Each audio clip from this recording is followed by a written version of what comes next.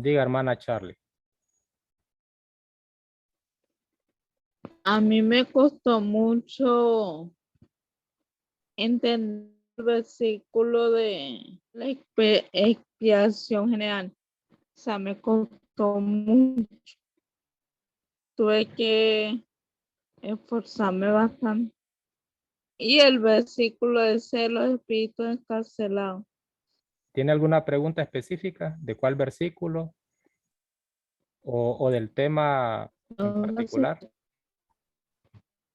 No, o sea, después que lo estudié y busqué, sí puedo entenderlo. Ah, ok. Bueno, sí lo dijo bien, solamente que me pareció que quería hacer alguna pregunta, tal vez, o alguna observación. Hermano Felipe, ¿cómo le fue con el video? Claro, tuve un poco de confusión al principio. Aunque vi que viendo viendo otras prácticas, otros estudios, porque hay muchas versiones que habla acerca de ese momento en el cual Jesús eh, bajó a, a hablar con estos espíritus encarcelados. Hermano Felipe, una pregunta. Bueno, la pregunta que sí quiero hacerles, eh, de esos espíritus encarcelados, viene siendo los que son llamados para ese entonces los gigantes, pues, los, sí, vamos a llamarlos los gigantes, los espíritus caídos del cielo. Bueno, no desactive su micrófono. Primero, vamos a corregir lo que usted dijo. El versículo no dice que el Señor Jesucristo bajó a los espíritus. ¿Lo tiene ahí a mano su Biblia? Ok, ya lo ubico. A veces las interpretaciones que otras personas dan nos pueden eh, perturbar un poquito y nos hacen decir cosas que el versículo no menciona. ¿Ya lo encontró, hermano Felipe? Ajá. Dice ahí que el Señor Jesús bajó a los espíritus. Usted solamente tiene dos opciones, o me dice sí o me dice no. No me lea el versículo. Ok. No, no. Necesitamos ponernos de acuerdo cada vez que vamos a estudiar la Biblia y ustedes, por eso estoy atendiéndolos a ustedes, para que podamos aprovechar esta y todas las demás lecciones que escuchemos de alguien. Estamos acostumbrados a escuchar grandes discursos, bonitos, amplios, elocuentes, pero pocas veces comparamos cada palabra que está escrita en el versículo, en el texto bíblico. Entonces, la invitación que estoy haciendo desde ahorita es, porque se las voy a estar recordando, como ya los demás estudiantes, pues, estarán hasta la saciedad que me han escuchado repetirlo. Hermano, si el versículo no lo dice, usted está obligado a descartar cualquier otra situación extraña. La segunda pregunta, hermano. Ya terminamos con la primera. El versículo no dice que bajó. Dice que fue a unos espíritus escarcelados. Ok. La segunda. ¿En qué parte de la narración del diluvio se habla de gigantes? Porque usted mencionó gigantes. ¿En qué parte de ese contexto al que se refiere el apóstol Pedro en el tercer capítulo de su primera carta? ¿Dónde habló de gigantes allí en cuanto a lo del diluvio?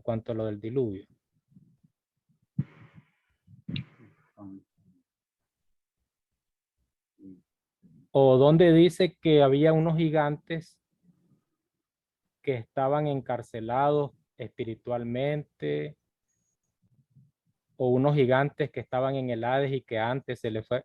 ¿Dónde, en qué parte? ¿En Pedro o en la narración del diluvio? Esas son preguntas que usted tiene que analizar porque, hermano, usted va a oír esas cosas que ha escuchado y otras y otras y otras. Pero estamos en una escuela donde se nos está haciendo énfasis en que si Dios no lo dice, a mí, por ejemplo, no me interesa mucho. A mí no me interesa mucho. ¿Me entiende, hermano Felipe? Ok, ahora, yo le decía a usted que si tiene una pregunta específica en ese pasaje, porque en la clase anterior comentamos, tratamos de ser detallados, pero teníamos ya poco tiempo, y que no era posible, la Biblia no apoya esa idea de que el Señor Jesús haya estado en el lugar de tormento. Él dijo, voy a estar, vas a estar conmigo hoy en el paraíso, no dice en el lugar de tormento. Y el apóstol Pedro no nos está diciendo de que bajó al lugar de tormento, solamente dice que le predicó a esos espíritus encarcelados, porque todo el que muere está en una situación, ya sea en el paraíso o en el lugar de tormento. ¿Cuándo fue que le predicó? Bueno, nos fuimos a versículos anteriores al capítulo 3 y nos dimos cuenta de que el Señor Jesús se hacía presente cuando los profetas estaban dando el mensaje a las personas de aquella época.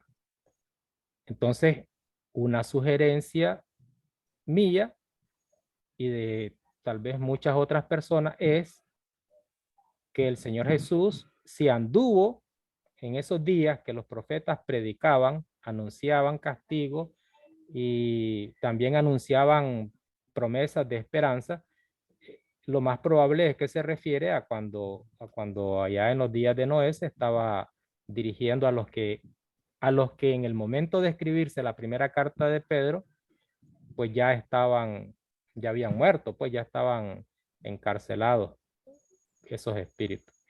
Si hay otra explicación que no sea mandar al Señor Jesús al lugar de tormento, si hay otra explicación que no sea decir que cuando uno está en el infierno o en el lugar de tormento todavía puede escuchar el evangelio para arrepentirse, porque eso es lo que está diciendo esa interpretación. Y por eso entró en el análisis que hicimos en la clase anterior. Yo creo que hasta nos estábamos pasando de las 8 y por eso no fuimos lo suficientemente explícito con las preguntas y demás cosas.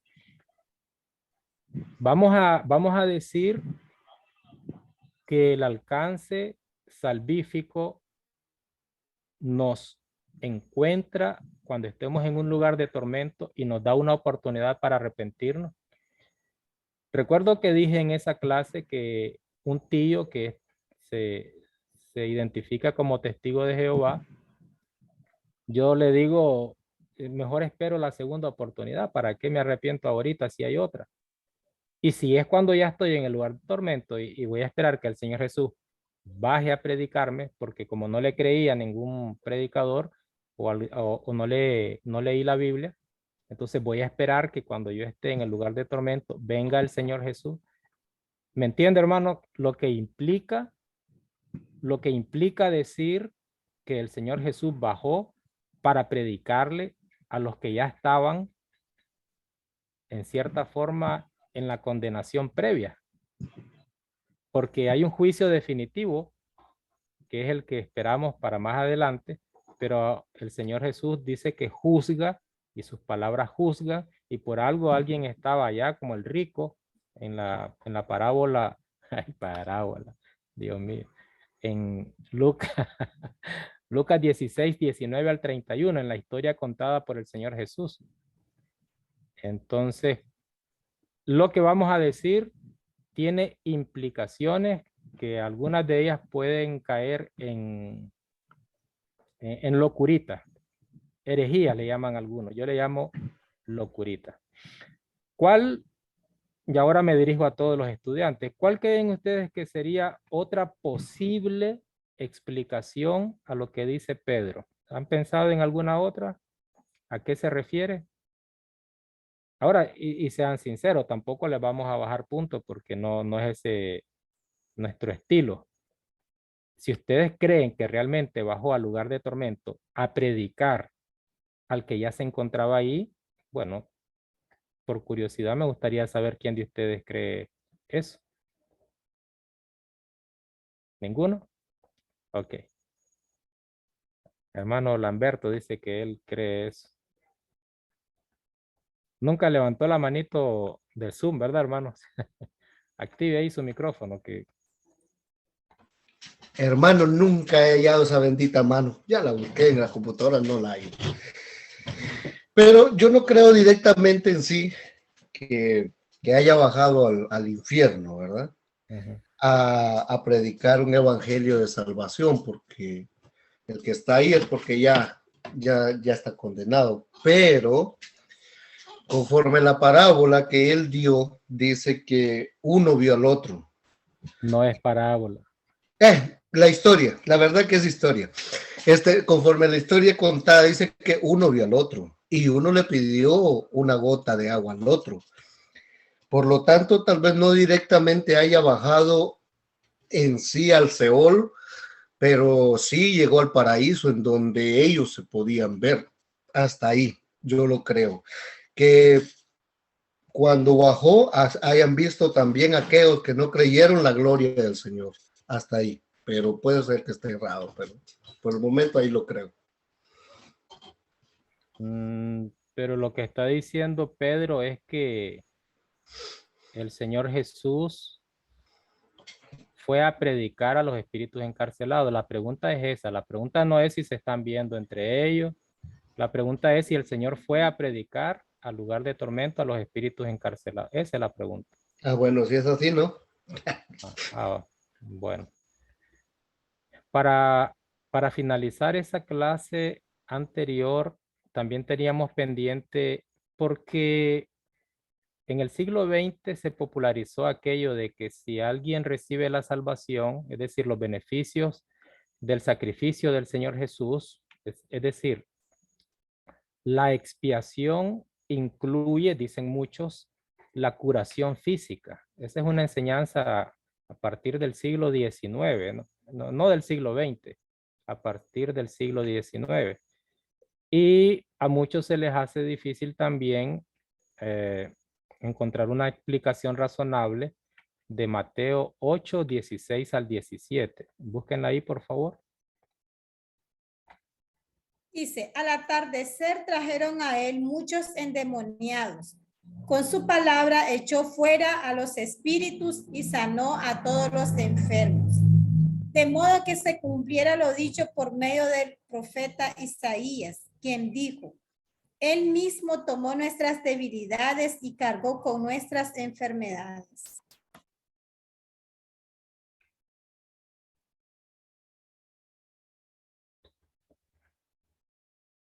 Si Él ofrece salvación, dice ese pensamiento moderno,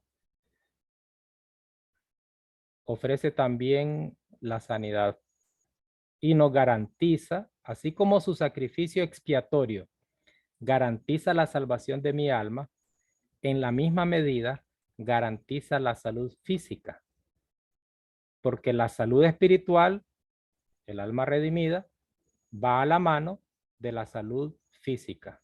Y con un versículo como este, con un texto bíblico como este, en realidad son dos versículos, el 16 y el 17, ¿qué respondemos o qué concluimos? Dice ahí que ya nadie se va a enfermar por el hecho de aceptar el sacrificio expiatorio del Señor Jesús. Dice que se llevó nuestra dolencia. O sea, si uno de ustedes está enfermo, si hermana Yara está enferma, entonces significa que está en pecado, porque va relacionado la enfermedad con el pecado y la salvación con la sanidad física. ¿Entienden? Eso fue a partir del siglo XIX. Se cumplió lo dicho por el profeta. Entonces, ahí hay un evento ya cumplido. No es un evento que se va a seguir cumpliendo. Lo que se está citando ahí es en Isaías 53, 4 al 5. Y de hecho cargó con nuestros males y soportó todas nuestras dolencias. Nosotros le tuvimos por azotado, herido por Dios y humillado. Mas fue herido por nuestras faltas, molido por nuestras culpas, soportó el castigo que nos regenera y fuimos curados con sus heridas. Esa es la profecía. Lo que se está profetizando es que ese Mesías que está anunciando el profeta Isaías, recordemos que Isaías es el evangelio en el Antiguo Testamento. Cuando está diciendo que él curó las heridas, está profetizando las acciones que iban a presenciar todos los israelitas, los judíos, el pueblo de Dios. Iban a ver a un Mesías, iban a ver al Redentor, iban a ver al Salvador del mundo, curando a los enfermos. Lo que está diciendo Mateo es, miren, no se asusten, no se alarmen. Está profetizado. El Señor Jesús tenía que curar. Y dice que curaba a todos. Entonces, una profecía ya cumplida. Se cumplió porque es cierto, curó a todo el que quiso. Ninguno se le escapó. Interesante que ahí dice muchos endemoniados. Imagínense ustedes cómo hacen para llevar a un endemoniado donde el Señor. Amarrado con cadena, atado a un poste, sobre una carreta para que no se escape. Eran muchos endemoniados. Y aquí lástima que no está hermano Dionisio. Hermano Dionisio decía, yo no puedo entender a los judíos. Y todavía anda el hermano con esa cosquillita que no puede entender. ¿Cómo es posible sanando a una enorme cantidad de endemoniados? Hoy está discutible también ese punto, que si hay o no hay endemoniados en nuestra época. Parece que en Apocalipsis está la idea de que el diablo dentro del milenio no tiene el mismo poder de acción que tenía antes de la venida del Señor o antes del sacrificio del Señor Jesús. Si tiene que ver eso de los endemoniados con la sanidad, porque yo no me imagino una peor enfermedad de una persona que estar endemoniado, entonces endemoniados parece que en Apocalipsis está un suspiro, un respiro para nosotros. Y ese es de la clase que sigue, ¿verdad? Que no lo hemos podido abordar porque estábamos terminando la anterior. Parece que el diablo no tiene el mismo poder de acción, está limitado, está atado. Tal vez les pongo un video acerca de los 1000 años. Ahí lo tengo en la página web. Espérenme, voy a anotarlo aquí porque después se me olvida. Permítanme. Video del milenio. Para que analicen unas cositas que tengo ahí anotadas en ese video. El Señor cumplió la profecía. Está cumplida. Y en los días de Pablo, Pablo estaba enfermo. ¿Qué significa? Que Pablo era un pecador rechazado por el Señor Jesús. Por eso les digo, afirmar una cosa siempre implica otra, en donde después nos pegamos una enredada de la que no nos podemos librar. Si fuera cierto que ya el cristiano no se puede enfermar, entonces Pablo no había recibido la salvación porque estaba enfermo. Timoteo no recibía la salvación porque estaba enfermo, vivía enfermo. Y otros que se mencionan ahí, en Santiago dice, están enfermos, entonces llamen a los ancianos, hagan una oración, únjale aceite, oren por él. Si habla de los enfermos con tanta naturalidad el Nuevo Testamento, los apóstoles y otros escritores, entonces, ¿cómo podemos decir nosotros que el que está salvo espiritualmente, tiene que gozar de una salud, o si no, es mentira lo de su salvación. Eso ya para concluir ese temita que nos teníamos del alcance salvífico. El alcance salvífico de el sacrificio expiatorio del Señor. Ahora quiero que pongan atención. Ahora quiero que escuchen los versículos que voy a leer. Vamos a hablar un poquito acerca de la cruz y la resurrección como rescate. Tal vez nos da tiempo. Escuchen los versículos. Mejor no les voy a decir dónde se encuentran para que solamente los escuchen.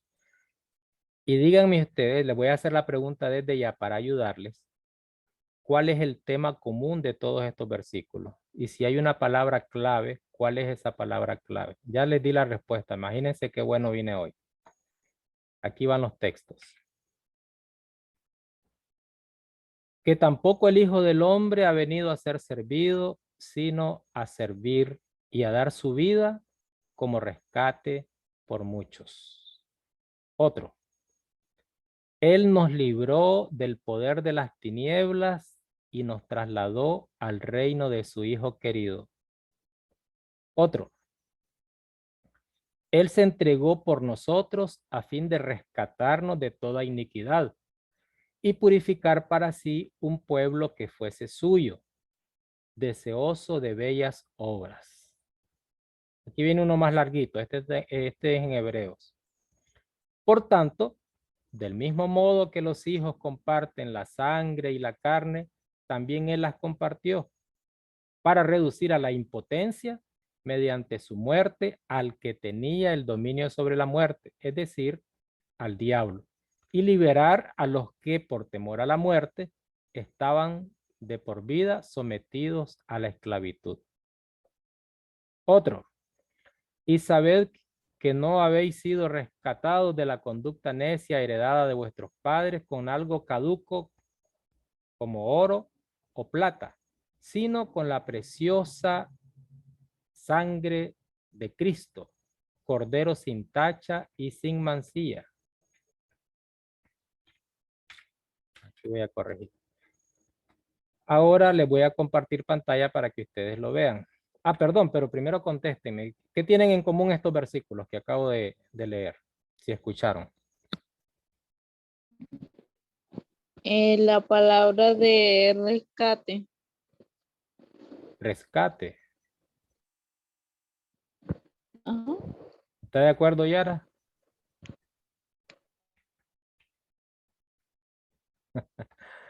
Algunos versículos no decían rescate, pero daban la idea, ¿verdad? Por ejemplo, aquel de Colosenses dice, nos libró, nos libró. Ahora la pregunta obligatoria es la siguiente. Miren, estos pasajes que les acabo de leer, ahí los van a ver ustedes en el video o en la tarea. Estos pasajes nos indican una relación entre la muerte del Señor como hombre y su amor por nosotros como Dios. Y bien dijo nuestra hermana Charlie que habla de rescate. Y aquí hay una, aunque no parezca, miren, aquí hay una polémica. Y la polémica es que para algunos la deuda se pagó a Satanás. Es decir, Satanás nos tenía en su poder cuando dice que el Señor Jesús pagó por nuestros pecados. Ok, pagó. ¿A quién le pagó? Le pagó a Satanás, dicen. ¿Nos libró de quién? Y grandes teólogos ahí están y ellos dicen, nos libró de Satanás. Estos versículos que les acabo de mencionar, se los voy a poner aquí en la pantalla, les voy a compartir la pantalla un ratito. Marcos 10:45, Colosenses 1:13, Tito 2:14. A ver, si acaso no la pueden ver, después lo resolvemos. Ustedes buscan en sus Biblias cuando vayan a hacer la tarea.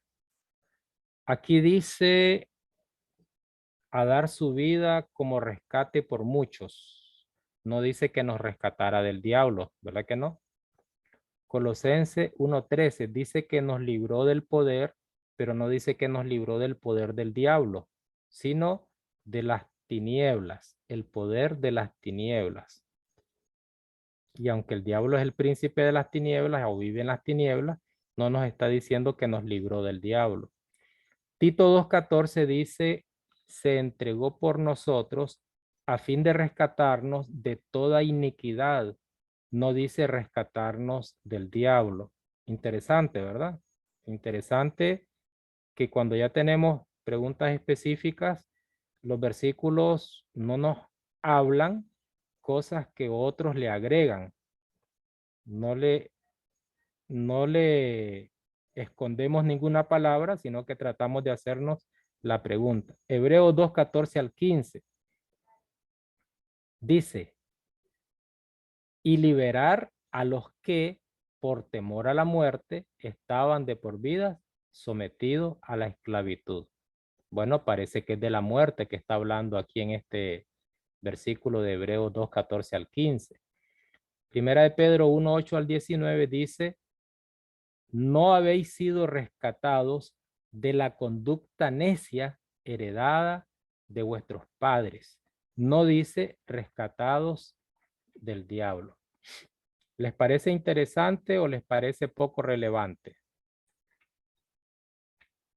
¿Qué tan poderoso es el diablo? A veces lo queremos poner como que fuera una competencia digna del creador del universo. Algo así como que Dios tiene enfrente al diablo y se pone Dios nervioso porque, bueno, si el diablo quiere, se me lleva a todos mis hijos y no puedo hacer nada. Me siento, a veces eso es lo que pareciera. Le pagó al diablo por nosotros. Así, Dios Todopoderoso, el que tiene castigado a ese bárbaro, lo tiene condenado y va a estar ahí tratando de hacer arreglos con él. Mira, voy a sacrificar a mi hijo, pero dámele chance dámele chance a la Raquelita, por favor, déjala de mi lado. Quiero, ustedes, por eso les digo, miren, las afirmaciones que hacemos, cositas que escuchamos, tienen implicaciones que a veces dan risa. Nos rescató de Satanás. O sea, no es ahí lo dicen los versículos. Y si vamos a ser honestos con los textos, al menos los que mencionamos en esta oportunidad, dice que el Señor Jesús rescató a los seres humanos, y aquí está la lista, del poder de las tinieblas, de la ley, de la conducta necia, de la iniquidad, de la esclavitud y de la muerte. Parece que en ningún pasaje bíblico se menciona que Dios nos ha rescatado de Satanás.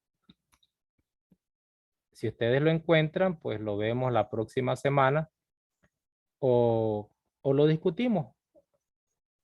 Pero como les he dicho y sigo, ¿verdad? Ay, qué bonito que habla aquel y qué ideas las que trae. Pero si ahí tiene la Biblia, ¿por qué usted se va a dejar impresionar por cosas que no están escritas en ella?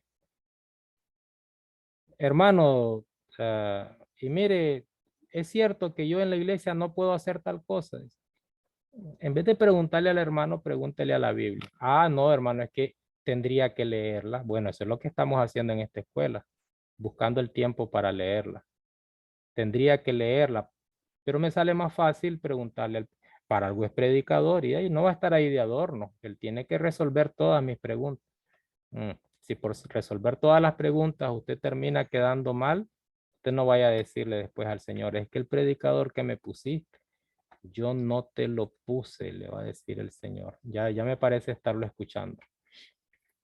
Fíjense que este tema del rescate en los padres de la iglesia, hermanos Charlie y Felipe, padres de la iglesia son aquellos que estuvieron bien cerca de la época de los apóstoles. Esos líderes posteriores a la era apostólica, que gozaban del respeto y tenían autoridad en la iglesia eran personas dignas de confianza y con gran poder y autoridad. Por ejemplo, Ireneo dice: la liberación de la humanidad de las garras de Satanás ocurrió por medio de la persuasión, no por violencia o engaño. Ah, Ireneo, Ireneo, ¿dónde estás que no te veo? O sea, la humanidad fue liberada de las garras de Satanás por medio de la persuasión. O sea, el Señor Jesús persuadiendo, tratando de convencer a Satanás que nos dejara libres a la humanidad. Increíble, ¿verdad? Increíble. El diablo fue, dice Ireneo, o dijo Ireneo, el diablo fue justamente vencido por quien nació de mujer, así como el diablo se aprovechó en el principio de los seres humanos por medio de una mujer. Orígenes. ¿Qué dice Orígenes? No hay nada absurdo en que un hombre haya muerto y en que su muerte no sea solamente un ejemplo de una muerte sobrellevada por motivos de piedad, sino que haya sido también el primer golpe en el conflicto que ha de derribar el poder de aquel espíritu maligno, el diablo, quien había obtenido el dominio sobre el mundo entero. A ver, sí dice la Biblia que el mundo está bajo el maligno, ¿verdad que lo dice ahí en Mateo? ¿En qué libro es que lo dice? No sé si es Mateo.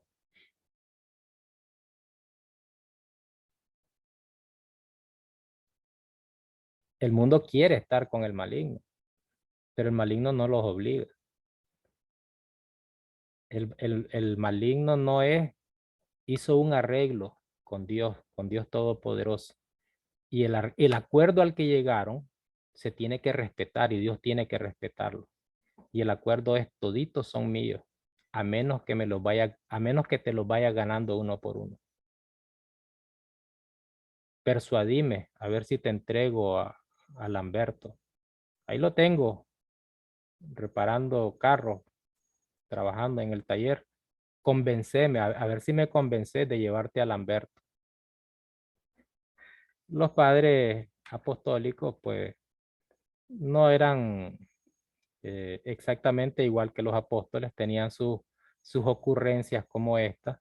Y así ustedes pueden ver de Orígenes, de Basilio de Cesarea, Gregorio de Niza. Ahí les voy a Gregorio Nacianceno, Agustín de Hipona, el infaltable Agustín de Hipona. Este Agustín tiene muchas cosas que me gustan, ¿verdad? Pero el pobrecito, bueno, pobrecito yo también, porque yo no tengo el prestigio que alcanzó él.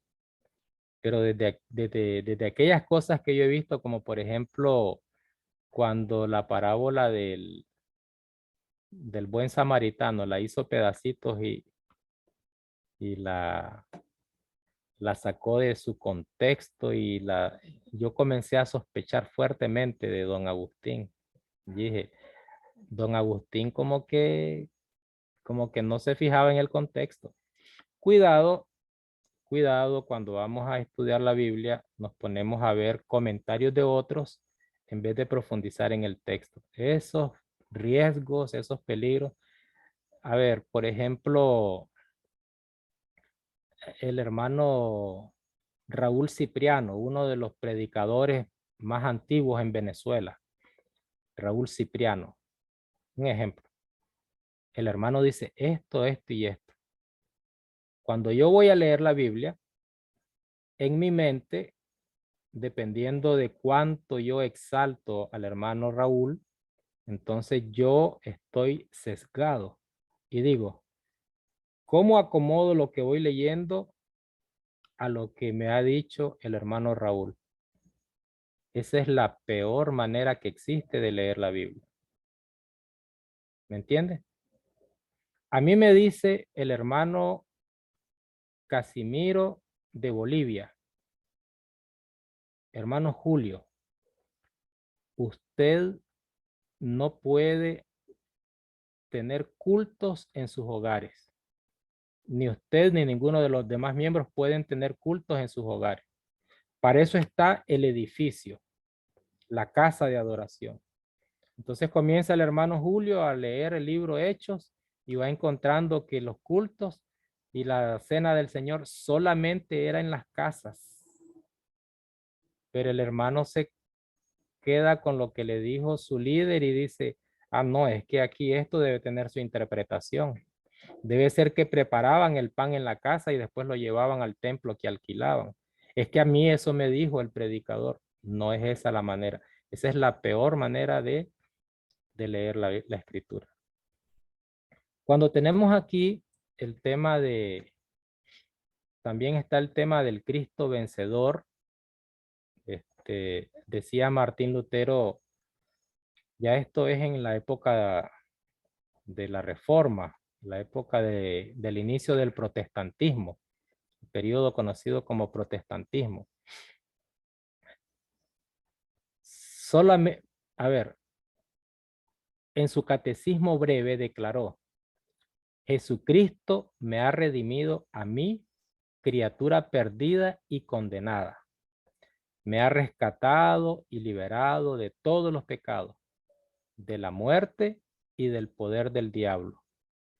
¿Se fijan? Nos vamos hasta el protestantismo, hasta el inicio de la Reforma y todavía escuchamos cositas como me ha liberado del poder del diablo. O sea, el diablo es el que peca, yo solamente soy un instrumento del diablo. En nuestra justificación moderna, damos a entender cosas como esa. No fui yo, fue el diablo, que mucho molesta. En los días de Martín Lutero todavía. En su catecismo breve, eso decía él.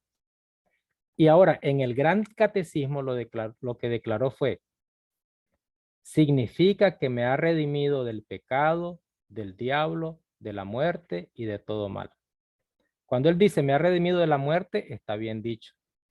Que me ha redimido del pecado, está bien dicho. Pero ¿por qué exaltan tanto al diablo? El diablo es un condenado.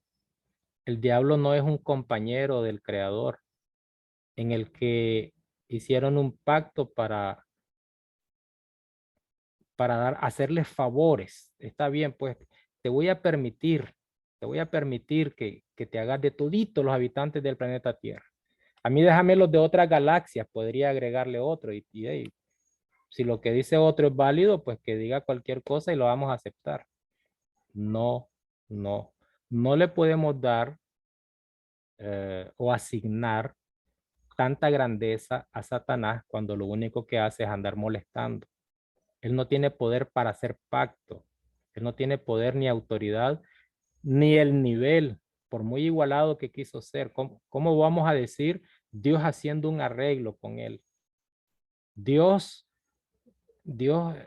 está con nervios, tiene los nervios alterados porque el diablo le puede quitar a todos los cristianos. El diablo se los puede llevar porque son de tú a tú. Eso no es cierto. El que se quiere ir al lado del diablo, que no diga que es por culpa, por impotencia ante él. Es decir, hablar del pecado, hablar del mal, pero no. Algunos hasta se imaginan que el diablo está en todas partes, que es omnipresente. ¿Sí o no? Que tal vez alguna vez se nos pasó por la mente, incluso a nosotros. ¿Ah? En esa calle por donde voy pasando está el diablo. Ah, bueno. En Ucrania también anda el diablo. En Irán ahí está el diablo. O sea, omnipresente, pues. Y entonces ya para nosotros el diablo es inconscientemente. A veces no nos damos cuenta de lo que implica lo que escuchamos, lo que decimos, pero es como cuando alguien dice, María escucha a todos, intercede por todos. Entonces, ya me imagino el poder sobrenatural de María, que son 900 millones de habitantes haciendo una oración al mismo tiempo, y María interpretándolas a todas, a las 900 millones de personas, y a todas las escucha al mismo tiempo. Qué capacidad más espectacular de la pobre María, ¿verdad? Y lo mismo estamos haciendo con Satanás. O lo ocupamos para culparlo de nuestras malas acciones, o lo ocupamos para enaltecerlo, porque casi lo ponemos en un nivel elevadísimo. Un ángel, ¿qué pensamos de un ángel? Es decir, ¿qué pensamos de cada uno de los seres que se menciona en la Biblia? Depende qué tantas cosas escuchamos como de las cosas que no nos detenemos a leer en el texto. Lo que me dijo otro, imagínense aquí cuántos les estoy mencionando: Ireneo, Martín Lutero, Agustín de Hipona, gente de renombre. Gustavo Aulén llegó a ser el mayor representante del tema del Cristo vencedor en el siglo XX y lo denominó el punto de vista clásico o dramático y lo consideraba la vía principal. Estaba tratando de abrir una puerta que había estado cerrada durante siglos. Bueno, y ahí se nombra en el libro que ya ustedes tienen, el libro de teología. Walter Conner, Sidney Cave. Bueno, ¿cuáles son algunos aspectos positivos del tema del rescate y del Cristo vencedor? Bueno, los dos temas hacen de la expiación una obra esencialmente divina. Esta expiación es, de principio a fin, el costoso pero victorioso conflicto del Dios mismo en Cristo con las fuerzas del mal. La obra creadora de Cristo es considerada movimiento de Dios hacia los hombres. No es una competencia con el diablo. No está Dios compitiendo a ver quién es más hábil, a ver quién tiene más poder de persuasión. No. O quiere alguien acercarse a Dios o no quiere. Sí se acerca a nosotros, sí, una historia de miles de años de esfuerzo por buscarnos. Dios nos busca a nosotros. Dios se acerca a nosotros. Casi nunca nosotros lo buscamos a Él. Pero hasta ahí. Ay, qué nervios, dice Dios, qué nervios. El diablo como que me va ganando la pelea. El diablo tiene más que yo. No, no. O usted quiere acercarse a Dios o no quiere. Punto. El diablo condenado ya está condenado. El condenado diablo ahí quedó. Los dos temas presentan el pecado y la salvación como un conflicto entre Dios y los poderes malignos. La expiación de Dios es el drama de la salvación de un mundo. No solamente es derrotado el pecado personal, sino el pecado corporativo. ¿Qué les parece? Es una manera de redactar que tiene aquí el autor del libro de teología que estamos comentando. Los dos temas relacionan la cruz del Señor Jesús con su resurrección, su vida y ministerio en la carne. Su muerte marcó la culminación de su lucha con el mal. Vamos llegando a la hora y les voy a activar su micrófono para que comenten. Voy a preparar otro video porque hoy no se pudo hacer todo lo que teníamos. Y los escucho. ¿Qué piensan del rescate? ¿De quién nos rescató? ¿A quién le pagó Dios por nosotros? El Señor Jesús. ¿A quién le pagó? ¿Dónde dice que pagó? Nosotros éramos el producto de una pulpería, de una venta, una tienda en otros países. Aquí en Nicaragua no crean que pulpería es venta de pulpo, es como una tienda cualquiera. No sé por qué, no sé quién inventó decirle pulpería, ¿verdad? Pero ya cuando uno comienza a razonar, dice, ¿en realidad venden pulpos o qué? ¿Cómo es la cosa? Hablen o les pregunto. Lo que voy a hacer es preguntarles para hacerlos hablar. Yo voy a hablar. Yo hablaré. Va a rescatar a los demás. Yo siempre he dicho una cosa, hermano, y la sigo diciendo y tal vez la diré por mucho tiempo.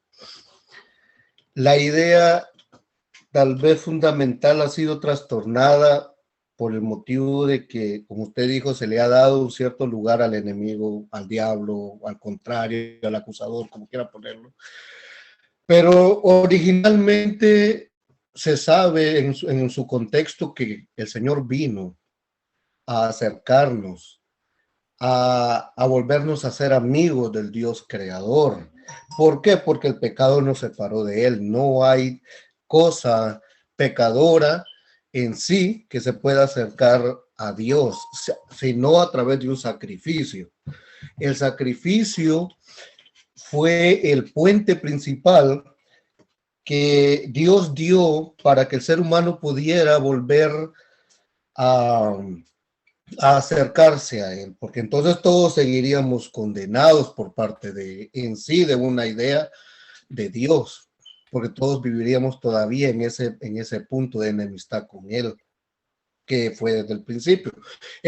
Ha sido mi punto de vista. Nunca ha sido que Cristo haya venido y nos arrebató del diablo, no.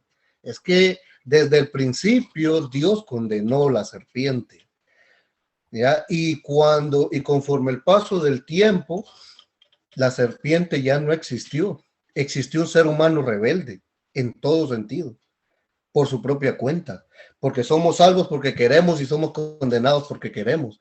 Hay un infierno que está preparado para el diablo y sus ángeles y para todo aquel que quiera ir ahí.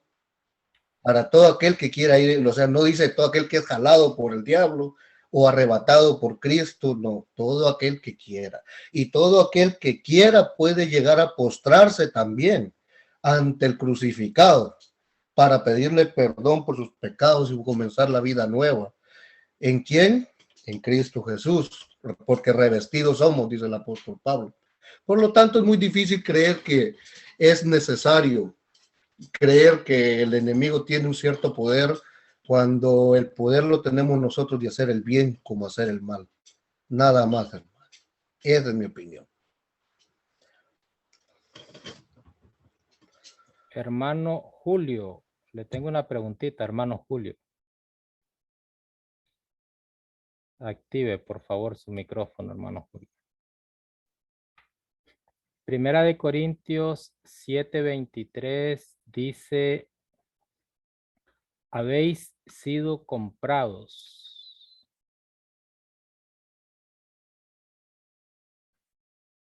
¿Quién nos vendió? ¿Quién nos compró? A lo que usted explicó, bueno, o sea, quien nos habría querido comprarse Satanás, ¿no? Y que Cristo con su sangre nos salvó.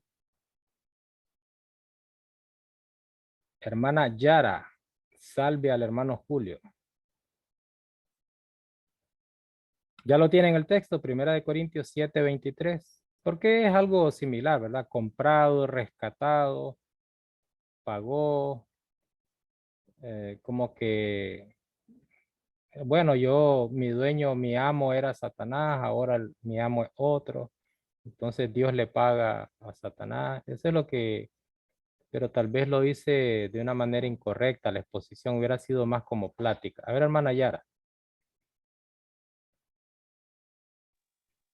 Bueno, yo lo veo más como un acto de misericordia, no como lo estaba diciendo usted de que a quién se le pagó o a quién se le está comprando por nuestra acción, sino más que todo una manera, fue un plan perfecto de Dios el enviar a su hijo para que nosotros nos acercáramos más a él, porque como decía el hermano Lamberto, nosotros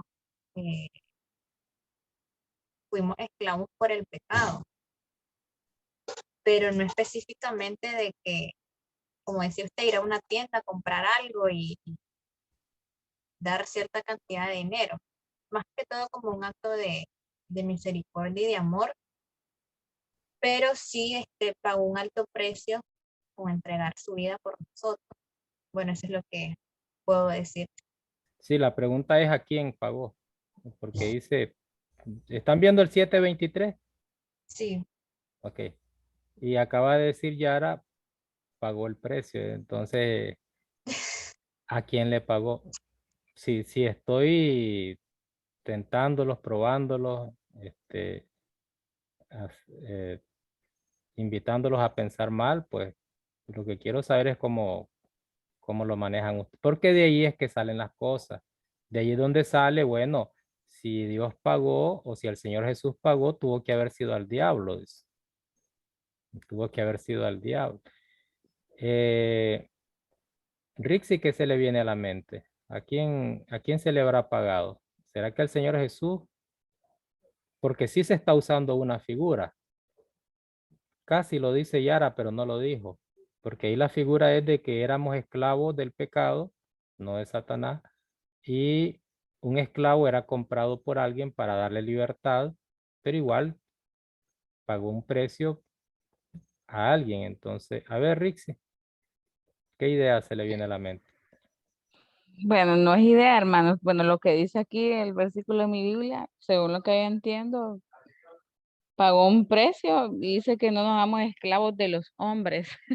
Entonces estoy como un poquito más enredada, no clara, pero se va aquí lo que dice la Biblia, es esclavo de los, podría ser a los hombres, Ujú. al hombre, no sé.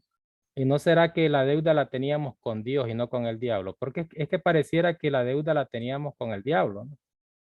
Y el Señor Jesús pagó el precio. Y entonces, ¿a quién? Lo que nos esperaba era una condenación, un castigo. Entonces el Señor paga, pero, pero no al diablo. ¿Qué poder tiene el diablo de hacer lo que le dé la gana con cualquiera? Podría ser, ahora si estoy equivocado y a quien le pagó fue al diablo, pues solamente los hago pensar un poquito. Yara. Bueno, es como, eh, no sé si es lo correcto, pero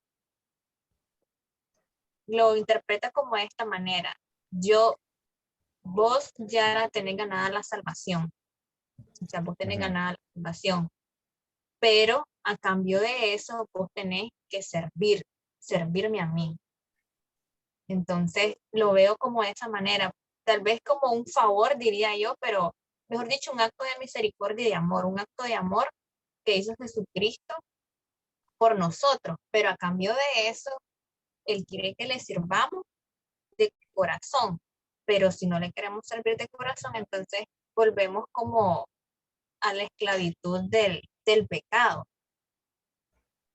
Podría, eso es lo que, más o menos, pues la idea que se me vino. Raquel. Analizando bien lo que está diciendo, realmente nuestra deuda es con el Señor, porque recordemos que la palabra de Dios nos dice que todos estamos destituidos de la gloria de Dios. ¿Por qué? Por nuestros propios pecados. Entonces nosotros perdimos por nuestra naturaleza humana, por nuestra pecaminosa manera de ser, perdimos todo. Sin embargo, Cristo vino a pagar ese precio para que nosotros ahora podamos gozar de esa salvación y podamos entrar al reino que el Señor nos está ofreciendo. Entonces, realmente la deuda era con el Señor porque a Él hemos ofendido, a Él le hemos dado la espalda cuando dice de que hemos hecho una pared, una división entre Él y nosotros. Entonces, para quitar eso, tuvo que venir el Señor Jesucristo y rescatarnos y poder tener ahora comunión con Dios. Ahora, hermana Charlie, después hermano Julio, hermana Charlie, a ver si ya le podemos escuchar mejor, porque ella había hablado y como que se le perdió yo creo que fue un corte de internet. A ver, hermana.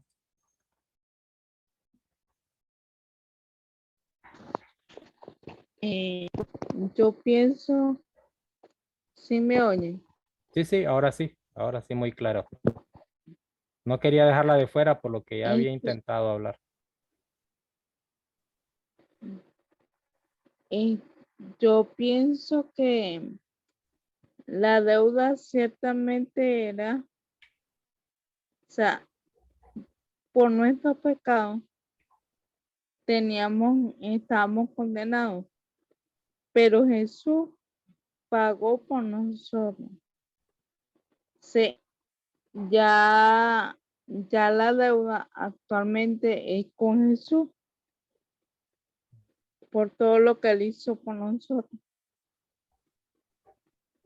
Por amor, tal vez nos sentimos comprometidos en servirle, en servirlo, en tratar de compensar, porque el amor se compensa con amor, ¿verdad? No con odio. Ok, gracias, hermano. A ver, hermano Julio, ahora sí. Sí, hermano, yo creo que un poco redondeando lo que dijo la hermana Raquel. Ujú. En este caso, nuestro Señor Jesús había pagado a Dios el rescate por nuestras vidas, ¿no? Y el rescate fue su propia vida, ¿no?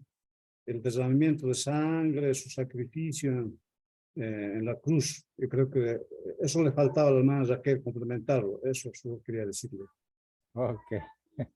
Ahora ya está complementada ahí, Raquel, ya podemos despedirnos.